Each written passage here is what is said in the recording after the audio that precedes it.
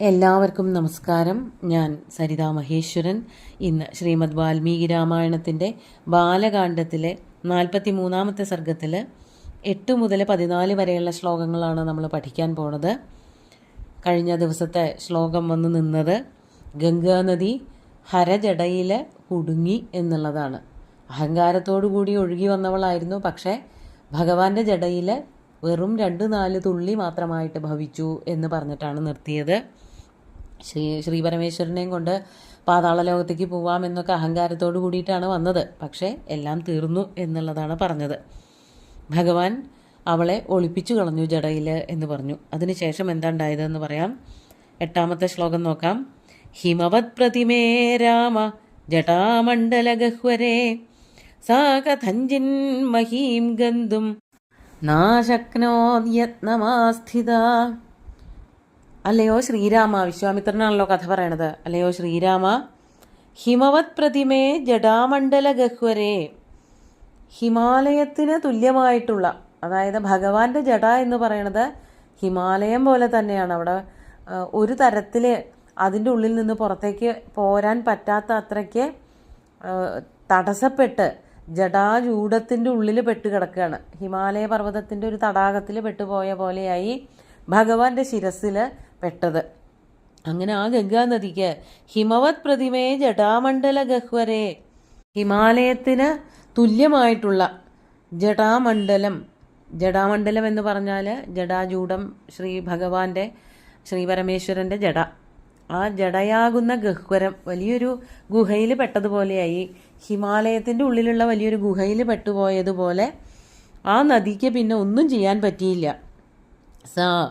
സാ എന്നുള്ളത് കൊണ്ട് ഗംഗാനദി കഥഞ്ചിത്, എങ്ങനെയൊക്കെ പുറപ്പെട്ടിട്ടും, കഥഞ്ചിത് യത്നമാസ്ഥിത, പലതരത്തിൽ പ്രയത്നിച്ചിട്ടും ആ ഗംഗാനദിക്ക് എന്ത് പറ്റിയില്ല? മഹീം ഗന്ധും ന അശക്നോത്, ഭൂമിയിലേക്ക്, അതായത് താഴെ മണ്ണ് സ്പർശിക്കാൻ സാധിച്ചില്ല. ഭഗവാന്റെ ജടയിൽ അങ്ങോട്ടും ഇങ്ങോട്ടും ഒഴുകി നടക്കുക എന്നല്ലാതെ താഴേക്ക് ഒഴുകി വരാൻ സാധിച്ചില്ല. ശിവനെയും കൂട്ടി പാതാള ലോകത്തേക്ക് പോകണമെന്ന് വിചാരിച്ച ആൾക്ക് പുറത്തേക്ക് വരാൻ പോലും പറ്റിയില്ല. ഹിമാലയത്തിലെ ഒരു ഗുഹയിൽ പെട്ട പോലെ ആയി ഗംഗാനദി.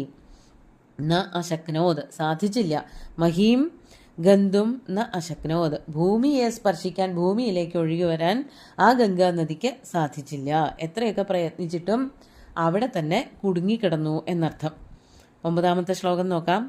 നൈവസാ നിർഗമം ലേഭേ ജടാമണ്ഡലമന്തത തത്രൈവാബഭ്രമദ്ദേവീ സംവത്സരഗണാൻ ബഹൂൻ സാ നിർഗമം ന ലേഭേ ഏവ ജടാമണ്ഡലമന്തത, ജടാമണ്ഡലത്തിൻ്റെ ഉള്ളിൽ നിന്നും സാ ദേവി, സാ എന്ന് പറഞ്ഞാൽ ഗംഗാനദിക്ക് നിർഗമം ന ലേഭേ, പുറത്തേക്ക് നിർഗമിക്കുക എന്ന് വെച്ചാൽ പുറത്തേക്ക് ഒഴുകുക. ആ ജടയുടെ ഉള്ളിൽ നിന്ന് പുറത്തേക്ക് ഒഴുകാൻ സാധിച്ചതേയില്ല. എന്നിട്ട് എന്ത് ചെയ്തു? അതാണ് സംവത്സരഗണാൻ, ബഹൂൻ സംവത്സരഗണാൻ, ധാരാളം ആയിരക്കണക്കിന് അല്ലെങ്കിൽ 100 കണക്കിന് വർഷങ്ങൾ തത്രൈവ, ആ ജടയുടെ ഉള്ളിൽ തന്നെ അങ്ങോട്ടും ഇങ്ങോട്ടും ഒഴുകി കഴിച്ചു കൂട്ടിയ ഗംഗാദേവി. അതാണ് തത്രൈവ അബഭ്രമത്. അബഭ്രമത് എന്ന് പറഞ്ഞാൽ ഒഴുകി ചുറ്റിക്കറങ്ങി ആ ജടയുടെ ഉള്ളിൽ തന്നെ ഒരു ചുഴി പോലെ, ഒരു ഗുഹയിൽ പെട്ടതുപോലെ ഗംഗാനദി പുറത്തേക്ക് ഒഴുകാൻ പറ്റാതെ അവിടെ തന്നെ തളം കെട്ടി. അതാണ് സംവത്സര ഗണാൻ ബഹൂൻ, വളരെ കാലം, അനവധി സംവത്സരങ്ങൾ ശ്രീ പരമേശ്വരൻ്റെ ജടയിൽ തന്നെ ഒതുങ്ങിയിരിക്കേണ്ടതായിട്ട് വന്നു ഗംഗാനദിക്ക്. പക്ഷേ അങ്ങനെ ഗംഗാനദിയുടെ അഹങ്കാരം തീർക്കാൻ വേണ്ടിയിട്ട് ശ്രീ പരമേശ്വരൻ്റെ ജടയിൽ വച്ചിട്ട് കാര്യമില്ലല്ലോ. ഈ ആവശ്യം ഗംഗാനദിയെ കൊണ്ടുള്ള ആവശ്യം ഭഗീരഥനാണ്. ഗംഗാനദിയുടെ അഹങ്കാരം ഇല്ലാതെയാക്കാന്ന് മാത്രം ഉദ്ദേശിച്ചതുകൊണ്ടായില്ല, ഗംഗാനദിയെ പാതാള ലോകത്തിലേക്ക് എത്തിക്കണമല്ലോ. അപ്പോൾ ഭഗീരഥൻ എന്താ ചെയ്തത്? അതാണ് 10-ാമത്തെ ശ്ലോകത്തിൽ. താമപശ്യൻ പുനസ്തത്ര തപഃ പരമമാസ്ഥിത സതേന തോഷിതശ്ചാസീദത്യന്തം രഘുനന്ദന. 11-ാമത്തെ ശ്ലോകം കൂടി നോക്കാം. വിസസർജ തതോ ഗംഗാം ഹരോ ബിന്ദുസരഃ പ്രതി തസ്യാം വിസൃജ്യമാനായാം സപ്തസ്രോതാംസി ജജ്ഞിരേ. അങ്ങനെ നോക്കിയപ്പോൾ, അതായത് ശ്രീപരമേശ്വരൻ്റെ ജടയിലേക്ക് വന്ന് വീണ ഗംഗ പുറത്തേക്ക് വരണില്ല. എത്ര കാലം പ്രയത്നിച്ചിട്ടും ആ നദിക്ക് പുറത്തേക്ക് വരാൻ സാധിച്ചില്ല എന്നുള്ളത് ഭഗീരഥന് മനസ്സിലായി. താം അപശ്യൻ പുനസ്തത്ര. അപശ്യൻ എന്ന് വെച്ചാൽ കാണാതെ, അതായത് ഭൂമിയിലേക്ക് ഒഴുകി വരണത് കാണണമല്ലോ. ശ്രീപരമേശ്വരന്റെ ജടയിൽ നിന്ന് ഭൂമിയിലേക്ക് ഒഴുകി വരുന്നത് കാണാതെ വന്നപ്പോൾ ഗംഗയെ പിന്നെ കൊണ്ടുവരേണ്ടത് ഭഗീരഥന്റെ ചുമതലയാണല്ലോ. അപ്പോൾ ഭഗീരഥന് മനസ്സിലായി ശ്രീപരമേശ്വരന് എന്തെങ്കിലും ദേഷ്യം വന്നിട്ടുണ്ടാവും, അതുകൊണ്ടാണ് നദിയെ പുറത്തേക്ക് വിടാത്തത് എന്ന്. അങ്ങനെ ആ ഭഗീരഥൻ പിന്നെയും തപസ് ചെയ്തു. അതാണ് താം അപശ്യൻ പുനസ്തത്ര.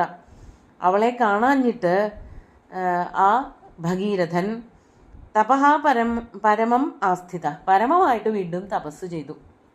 ഇപ്പൊ എത്രാമത്തെ തപസ്സായി എന്നുള്ളത് കാണാം. ആദ്യം ബ്രഹ്മാവിനെ സന്തോഷിപ്പിക്കാൻ, പിന്നെ ശിവനെ സന്തോഷിപ്പിക്കാൻ, അത് കഴിഞ്ഞ് ഗംഗ വന്ന് വീണിട്ട് പിന്നെയും ശിവനെ സന്തോഷിപ്പിക്കാൻ, മൂന്നാമത്തെ ആയി. കഴിഞ്ഞിട്ടില്ല, ഇനിയുണ്ട് തപസ്. അങ്ങനെ വീണ്ടും ശിവനെ ആരാധിച്ചുകൊണ്ട് സന്തോഷിപ്പിക്കാൻ വേണ്ടിയിട്ട് തപസ് ചെയ്തു. സതേന തോഷിതശ്ചാസീത്. അങ്ങനെ ആ തപസ് ചെയ്ത് കഴിഞ്ഞപ്പോൾ ശ്രീപരമേശ്വരന് ഭഗീരഥനോട് പിന്നെയും സന്തോഷവും ദയവും ഒക്കെ തോന്നി. അതാണ് സതേന തോഷിത. തേന തപസ, ആ കഠിനമായിട്ടുള്ള തപസ്സുകൊണ്ട് സന്തുഷ്ടനായി തീർന്നു ഭഗവാൻ ശ്രീപരമേശ്വരൻ. അതാണ് അത്യന്തം തോഷിത ആസീത്. വളരെയധികം സന്തോഷവാനായി തീർന്നു. ഭഗീരഥന്റെ ഒരു ക്ഷമയും ഉത്സാഹവും ഒക്കെ കണ്ടിട്ട്, അല്ലയോ ശ്രീരാമ രാഘവ, ശ്രീപരമേശ്വരന് ഭഗീരഥനോട് വല്ലാത്ത സ്നേഹം തോന്നി. എന്നിട്ട് എന്ത് ചെയ്തു? വിസസർജ തതോ ഗംഗാം ഹരോ ബിന്ദുസര പ്രതി. അതിനുശേഷം ഭഗവാൻ ഹരഹ ശ്രീപരമേശ്വരൻ ഗംഗയെ പുറത്തേക്ക് ഒഴുക്കി വിട്ടു. അതാണ് വിസസർജ, വിസർജിച്ചു എന്നുള്ളത് കൊണ്ട് പുറത്തേക്ക് ഒഴുക്കി വിട്ടു എന്നർത്ഥം. എവിടേക്കാണ് ഒഴുക്കി വിട്ടത്? ഹിമാലയത്തിലെ തന്നെ ബിന്ദുസരസ് എന്നു പേരുള്ള ഒരു തടാകത്തിലേക്ക് ഒഴുക്കി വിട്ടു. ബദ്രീനാഥിന് അടുത്തുള്ളതായ തപ്തകുണ്ഡം എന്നു പേരുള്ള സരസാണത്രേ ബിന്ദു സരസ് എന്ന് പറയപ്പെടുന്നത്. അവിടേക്ക് ഗംഗയെ ഒഴുക്കി വിട്ടു എന്നാണ് പറയണത്. വിസസർജ തതോ ഗംഗാം ഹരോ ബിന്ദുസരഫ് പ്രതി. ബിന്ദുസരസിലേക്കായിട്ട് തൻ്റെ ജടയിൽ നിന്ന് ഒഴുക്കി വിട്ടു. പല കഥകളിലും പറയണത്, ഇവിടെ പറയണില്ല, ചമ്പുരാമായണത്തിലൊക്കെ പറയണത് ഒരു ഒഴുക്കിനെ മാത്രമേ പുറത്തേക്ക് വിട്ടുള്ളൂ, ബാക്കിയുള്ളതൊക്കെ ശിവന്റെ ജടയിൽ തന്നെ പിന്നെയും തങ്ങി നിന്നു. ആ ഒരു ഒഴുക്കാണ് ബിന്ദുസരസിൽ പോയിട്ട് വീണത് എന്നർത്ഥം. അങ്ങനെ തസ്യാം വിസൃജ്യമാനായാം, അങ്ങനെ ഗംഗാനദിയെ ഒഴുക്കി വിട്ടപ്പോൾ സതിസപ്തമി, ആ ഗംഗാനദി അവിടെ നിന്ന് 7 സ്രോതസ്സുകളായിട്ട് 7 ഒഴുക്കുകളായിട്ട് പിന്നെയും ജനിച്ചു, അല്ലെങ്കിൽ പുറത്തേക്ക് വീണ്ടും ഒഴുകി. അപ്പോൾ ബിന്ദുസരസിൽ നിന്ന് ഗംഗാനദി 7 പ്രവാഹങ്ങളായിട്ട് പുറത്തേക്ക് ഒഴുകി. അതാണ് സപ്തസ്രോതാംസി ജജ്ഞിരെ. അവിടെ 7 ഒഴുക്കുകളായിട്ട് തീരുകയാണ് ചെയ്തത്. ആ ഒഴുക്കുകളുടെയൊക്കെ പേര് പറയാണ്. അതാണ് 12ാമത്തെ ശ്ലോകത്തില് ഹ്ലാദിനി പാവനി ചൈവ നളിനീ ച തഥൈവ ച തിസ്രഃ പ്രാചീം ദിശം ജഗ്മുർഗംഗാ ശിവജലാശുഭാ. അങ്ങനെ അവിടെ നിന്ന് ഒഴുകിയ 7 പ്രവാഹത്തില് 3 എണ്ണം, അവയുടെ പേരാണ് ഹ്ലാദിനി, പാവനി, നളിനി എന്നിങ്ങനെ 3 ഒഴുക്കുകള്. തിസ്രഹ, ആ 3 ഒഴുക്കുകള്. ഗംഗാ ശിവജലാ ശുഭ, ശുഭാഹ ശിവജലാഹ ഗംഗാ. ശിവന്റെ ജടയിൽ നിന്ന് വളരെ മംഗളകാരിണിയായിട്ട് പുറത്തേക്ക് ഒഴുകിപ്പോയവളായ ഗംഗാനദി 3 ഒഴുക്കുകളായിട്ട്, ആകെ 7ആണ്, അതിൽ 3 ഒഴുക്കുകളായിട്ട് കിഴക്കോട്ടൊഴുകി. പ്രാചീം ദിശം ജഗ്മു, കിഴക്ക് ദിക്കിലേക്ക് ഒഴുകിപ്പോയി. അതാണ് 1 ഹ്ലാദിനി, 2 പാവനി, 3 നളിനി എന്നിങ്ങനെ 3 നദികളായിട്ട് കിഴക്കോട്ട് ഒഴുകി. ഇനി ബാക്കി 3 എണ്ണത്തിനെ പറ്റിയിട്ട് അടുത്ത ശ്ലോകത്തിൽ പറയാണ്. 13ാമത്തെ ശ്ലോകം നോക്കൂ. സുചക്ഷുശ്ചൈവ സീതാ ച സിന്ധുശ്ചൈവ മഹാനദീ തിസ്രശ്ചൈതാ ദിശം ജഗ്മു പ്രതീചീം തു ശുഭോദകാഃ. അവിടെ നിന്ന് 3 നദികള് പ്രതീചി ദിശയിലേക്ക്, അതായത് പടിഞ്ഞാറ് ദിക്കിലേക്ക് ഒഴുകി. 3 എണ്ണം കിഴക്കോട്ട് ഒഴുകിയതിൻ്റെ കാര്യം പറഞ്ഞു, ഹ്ലാദിനി, പാവനി, നളിനി. ഇനി 3 എണ്ണം പടിഞ്ഞാട്ടാണ് ഒഴുകിയത്. അവയുടെ പേരാണ് സുചക്ഷു എന്നുള്ളതൊന്ന്, സുചക്ഷുസ്, 2ാമത്തേത് സീത, 3ാമത്തേത് സിന്ധു, മഹാനദിയായിട്ടുള്ള സിന്ധു. ഈ 3 നദികളും എങ്ങോട്ടാണ് ഒഴുകിയത്? തിസ്രഹാ ച ഏതാ ദിശം ജഗ്മുഃ പ്രതീചീം. ശുഭോദകാഹ ശുഭോദകാഹ തിസ്രഹ നല്ല തെളിഞ്ഞ വെള്ളം ഉൾക്കൊള്ളുന്നവയായ ഈ 3 നദികളും പിന്നീട് പടിഞ്ഞാട്ടാണ് ഒഴുകിയത്. പ്രതീചിയും ദിശം ജഗ്മു 3 കിഴക്കോട്ടൊഴുകി 3 പടിഞ്ഞാട്ടും ഒഴുകി. അപ്പോൾ 6 ആയുള്ളൂ. ഇനി 1 വേണ്ടേ? ആ 1 ഏതാ?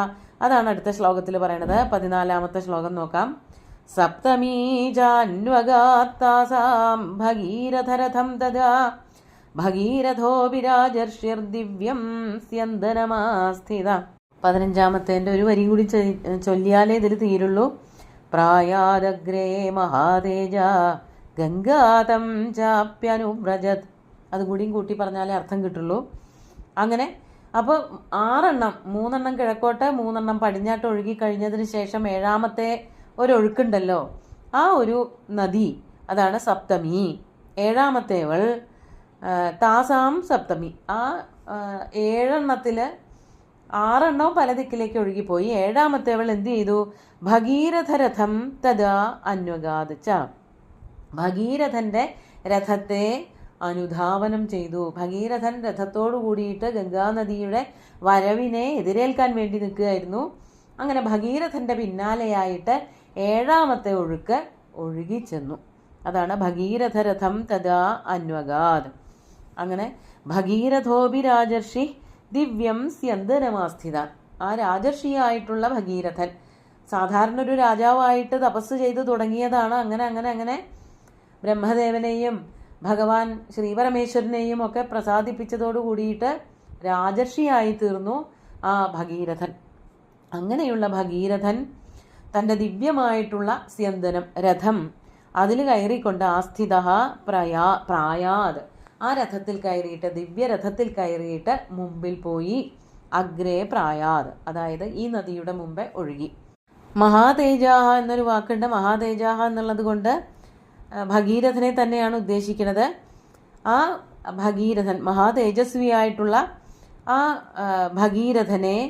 ഭഗീരഥൻ മുമ്പിൽ പോയി. അഗ്രേ പ്രായാത് ആ ഭഗീരഥനെ ഗംഗ തം അനുവ്രജത്. ഗംഗ അദ്ദേഹത്തെ അനുധാവനം ചെയ്തു, അനുഗമിച്ചു എന്നർത്ഥം. അങ്ങനെ കഷ്ടിച്ച് ഭൂമിയിലേക്ക് എത്തുകയായി. അതിനിടയ്ക്ക് വീണ്ടും ഗംഗ ചില അതിക്രമങ്ങളൊക്കെ കാണിക്കുന്നുണ്ട്. അതൊക്കെ അടുത്ത ശ്ലോകങ്ങളിൽ കാണാം. ഇന്നത്തെ ശ്ലോകങ്ങൾ ഒന്നുകൂടി ചൊല്ലി നോക്കാം.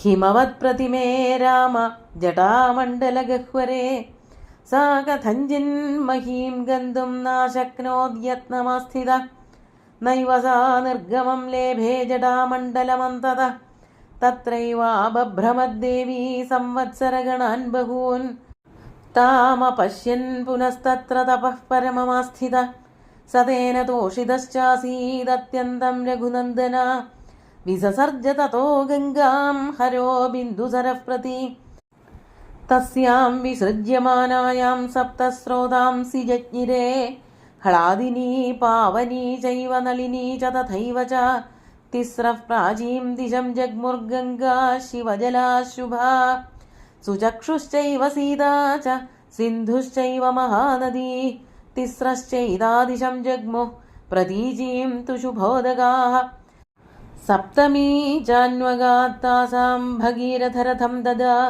ഭഗീരഥോഭിരാജർഷിർദിവ്യം സ്യന്ദനമാസ്ഥിത പ്രായാദഗ്രേ മഹാതേജാ ഗംഗാതം ചാപ്യനുവ്രജത്. അങ്ങനെ ഗംഗയെ തൻ്റെ ഒപ്പം വരുത്തിക്കൊണ്ട് ഒഴുക്കിക്കൊണ്ട് ഭഗീരഥൻ ഭൂമിയിലേക്ക് വരികയാണ്. അതായത് ഇനി അതിനുശേഷം വേണം പാതാള ലോകത്തേക്കൊക്കെ പോവാൻ. ബാക്കി കഥകൾ അടുത്ത ദിവസം നോക്കാം. സുന്ദരമായിട്ടുള്ള ശ്ലോകങ്ങൾ ഭഗവാൻ ശ്രീരാമചന്ദ്രൻ്റെ കാൽക്കൽ അർപ്പിച്ചുകൊണ്ട് ഗുരുവായൂരപ്പനെ സാഷ്ടാംഗം നമസ്കരിച്ചുകൊണ്ട് എല്ലാവർക്കും ശുഭദിനം നേർന്നു നിർത്തട്ടെ. നന്ദി.